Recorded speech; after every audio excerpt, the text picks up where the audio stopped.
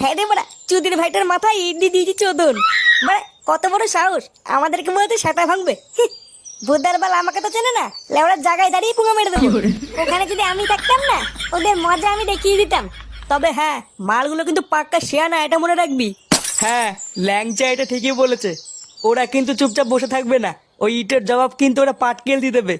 তাই ওদের উপরে আমাদের কয়দিন একটু নজর রাখতে হবে। ও বাড়া, তুই কোনো চাপ নিস না, ওই দিকটা আমি ঠিক দেখে নিচ্ছি। লেওড়া বেশি তেড়ি বেড়ি দেখলেই গাড়ি সাবল বলে দেবো।